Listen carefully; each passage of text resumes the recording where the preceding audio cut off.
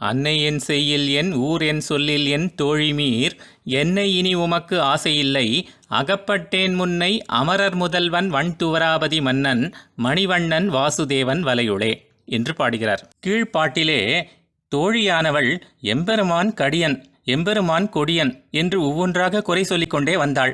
அதை கேட்ட நாயகி அவன் கடியன் இல்லை அவன் கொடியன் இல்லை என்று உடனுக்குடன் சமாதானம் சொல்லிக்கொண்டே வந்தாள். அதை கேட்ட தோழி, நீ இப்படி ஊர் பழி கஞ்சாமல் துணிச்சலோடு பேசிக்கொண்டே இருந்தால் அதன் பின்பு உன் தாய் ஜீவித்திருக்க மாட்டாள், பின்பு ஊர் பழி இன்னும் அதிகமாகுமே என்று தோழி சொல்ல, அதற்கு நாயகி, கண்ணபிரானுடைய குணச்சேஷிதங்களிலே நான் அகப்பட்ட பின்பு யார் எதை சொன்னால் என்ன யார் எதை செய்தால் என்ன என்கிறாள் இந்த பாசுரத்திலே. இதுவரை உயிர் தோழி ஒருத்தியிடம் மட்டும்தான் நாயகி பேசிக்கொண்டிருந்தாள். ஆனால் இப்போது எம்பெருமான் விஷயத்தில் இவளுக்குள்ள உறுதியை கண்ட தோழிமார் பலரும் நாம் ஒவ்வொருவரும் ஒவ்வொரு வார்த்தை கூறியாவது இவளை மீட்க வேணும் என்று தீர்மானித்து வெள்ளமாக திரண்டனர். நாயகி தோழியிடம் எனது தாயார் என்ன செய்து விடுவாள் என்று கடந்த பாசுரத்திலே கேட்டாள். அதற்கு தோழியானவள், நீ செய்யும் இவற்றையெல்லாம் பொறுத்து கொள்ள மாட்டாள் என்றாள்.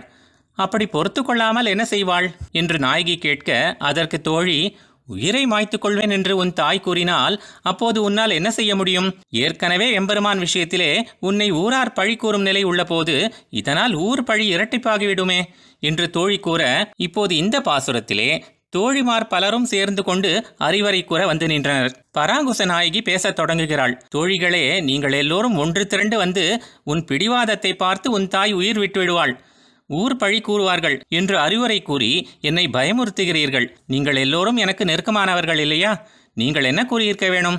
உன் தாய் எதை செய்தால் என்ன, ஊரார் எதை கூறினால் என்ன, நீ அதையெல்லாம் பொருட்படுத்தாதே, கண்ணன் விஷயத்திலே ஸ்திரமாக இரு என்று கூறி என்னை சமாதானப்படுத்தியிருக்க வேணும். ஆனால் நீங்களும் என்னை குறை கூறுகிறீர்கள். எம்பெருமானோடு நான் கூடுவதில் உங்களுக்கும் இனி ஆசை இல்லை என்பது புரிந்துவிட்டது. என்மேல் உங்களுக்கு அக்கறை இல்லை போல தெரிகிறதே. நிலைமை இப்படி ஆன பின்பு நான் என்ன சொல்லி என்ன ஆகப் போகிறது? இனி யார் எதை செய்தால் என்ன, யார் எதை கூறினால் என்ன? ஊரில் உள்ளவர்கள் என்னை பார்த்து இவள் வரம்பு மீறி நடப்பவள் என்று பழித்தால் என்ன, அல்லது இவள் நல்ல குணவதி என்று புகழ்ந்தால் என்ன? நீங்களே என்னை புரிந்து கொள்ளவில்லையே. எல்லாம் இனி எனக்கு ஒன்றுதான் என்று கூற, அதை கேட்ட தோழிகள், அம்மா, உனக்கு நல்லது என்பதற்காக கூறினோம், ஆளுக்கு ஒரு புத்திமதி கூறியாது ஊர் பழி வராமல் தடுக்க எண்ணினோம். ஆனால் என்னை மீட்பதற்கு இனி நீங்கள் ஆசை கொள்ள வேணாம் என்று நீ இப்படி ஒரு வார்த்தை எங்களை பார்த்து கூறலாமா? ஊரில் உள்ள மற்றவர்களுக்கும் உன் தாய்க்கும் எங்களுக்கும் வித்தியாசம் இல்லையா என்றிட, அதற்கு நாயகி, உங்கள் மீது நான் கொண்ட நட்பு அப்படியேதான் உள்ளது, அதில் குறை ஏதும் இல்லை. என்னை கடல் கொண்டு போய்விட்டது. துவாரகையை கடல் அபகரித்து போனது போல அந்த துவாரகாதீசன் அல்லவோ என்னை அபகரித்து போனான். அவளை என்னால் என்ன செய்துவிட முடியும் என்கிறாள். தன்னை அடைய தகுதி உள்ளவர்கள் அந்த தகுதி இல்லாதவர்கள் என்ற வேறுபாடு ஆராயாமல் அனைவரையும் தன்னிடம் ஈடுபடுத்தவல்ல ஆழமான குணக்கடலில் அல்லவோ நான் அகப்பட்டேன் என்கிறாள். அவனுடைய ரூபம் என்று பார்த்தால் அந்த திவ்யமங்கள வடிவழகை பார்த்து அனுபவிக்க விபீஷ்ணன், ராவணன், தாரை, மண்டோதரி, சூர்பனகை என்று வேறுபாடு பார்க்காமல் அனைவரின் முன்பும் வந்து நின்று காட்சி அளிக்கும் உன்னத ரூபம். அல்லது குணம் என்று பார்த்தால் அந்த குணத்தை அனுபவிக்க பெறுபவன் குகன், ஜடாயு, வானரங்கள் என்று வேறுபாடு பார்க்காமல் அவர்களை காட்டிலும் தான் தாழ நின்று அளிக்கும் சீலகுணம். மனிதர்கள், விலங்குகள், ஆண், பெண் என்று அனைவரையும் ஈடுபடுத்தக்கூடியதல்லவோ அவனது விஷயம். இப்படி தாய் பிழைக்க மாட்டாள், ஊரார் பழி கூறுவார்கள் என்று தோழிமார்கள் திரண்டு நின்று அச்சம் காண்பித்த பின்பும் கலங்காமல் அவன் விஷயத்தில் ஈடுபட வைத்தது எது என்பதற்கு பதில் கூறுகிறாள். எத்திர ருஷேக பிரதம ஜாயே புராணாக என்று எஜுர்வேதத்தின்படி எந்த இடத்திலே, அதாவது பரமபதத்திலே முதலிலிருந்தே அந்த நாராயணனுக்கு மட்டுமே அடியவர்கள் என்ற தீர்க்கமான ஞானத்தோடு அவனுக்கு மட்டுமே அடிமை செய்து கொண்டு கர்ம வினைகளால் பிறவி எடுக்காமல் நித்தியமான அந்த உலகில் நிலைத்திருக்கும் தொன்மையான நித்தியசூரிகளுக்கு நாதனாக இருப்பவனும் 16ஆம் ஆயிரவர் தேவிமார் பணி செய்ய துவரை என்னும் அதில் நாயகராகி வீற்றிருந்த மணவாளர் மன்னு கோயில் என்று பெரியாழ்வார் திருமொழியின்படி வன்துவராபதி என்று அழைக்கப்படும் அழகிய துவாரகைக்கு அரசனும் நீலமணி வண்ணனுமான வாசுதேவன் என்று போற்றப்படும் கண்ணபிரான் என்ற வலையினுள்ளே நான் சிக்கிக்கொண்டேன் என்கிறாள். பரமபதத்திலே அவனுடைய நிலை என்பது அனைத்திலும் உயர்ந்த நிலைதான்.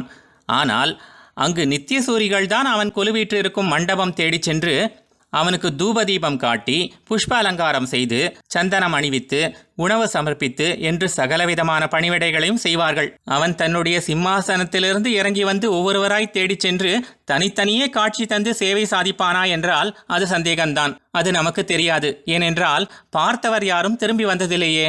ஆனால் துவாரகையில் நடந்த கதையே வேறு. கண்ணபிரான் 16,000 பெண்களை திருமணம் செய்து கொண்டு ஒவ்வொருவருக்கும் தனித்தனி அரண்மனை அமைத்து தந்து தானும் தனித்தனி வடிவம் எடுத்துக்கொண்டு ஒவ்வொரு மனைவியிருக்கும் இடம் தேடிச் சென்று அவர்களுக்கு அலங்காரம் செய்வது, சந்தனம் அணிவிப்பது, உணவு பரிமாறுவது என்று எல்லா பணிவிடையும் இவன் செய்தான். நான் ஆசைப்படுவதெல்லாம் துவாரகாதீசனாய் அவன் எளிமையோடு இருக்கும் அந்த வடிவத்தை தானே என்கிறாள்.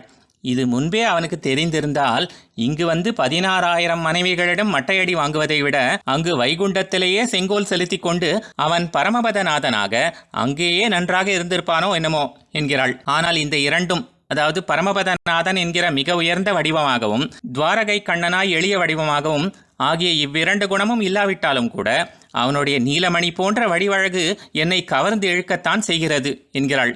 அது மட்டும் இல்லாமல் தன்னுடைய திருக்கண்கள் என்கிற வலை வீசி என்னை பார்த்து அவன் அன்று ஒரு புன்முறுவல் புரிந்தானே, அது அல்லவோ என்னை கவர்ந்து இழுத்தது என்கிறாள். இப்படியான பின்பு என் திறத்திலே நீங்கள் ஆசை வைக்க நியாயமில்லை. தோழிகளே, இனி என் தாய் எது செய்தால் என்ன, ஊரார் எது சொன்னால் என்ன என்று கூறுகிறாள். இங்கே ஒரு நிகழ்ச்சி. ஸ்ரீரங்கத்திலே ஆழ்வார் திருவரங்க பெருமாள் அரையர் இந்த பாசுரத்திற்கு அபிநயம் செய்து பாடும்போது சுவாமி ராமானுஜர் அவரிடம் வலை என்பதற்கு நம்பெருமாளின் திருக்கண்கள் என்று காட்டியருளினாராம். கமலக்கண்ணன் என்னும் நெடுங்கயிறு என்று அல்லவோ நாச்சியார் திருமொழியில் ஆண்டாளும் கூறினாள். எம்பெருமானின் மேன்மை, எளிமை, வடிவழகு ஆகிய அனைத்துமே ஆழ்வாரை கவர்ந்தெழுப்பதாகத்தான் உள்ளது. எனவே வலை என்பது அவற்றையும் குறிக்கும். ஆனால் அதையும் விட அவனுடைய திருக்கண்களே தப்ப முடியாத வலையாக தனக்கு உள்ளது என்பது ஆழ்வாரின் திருவுள்ள கருத்து என்பது இதிலிருந்து விளங்கும். ஆழ்வார் எம்பெருமானார் ஜீயர் திருவடிகளே சரணம்.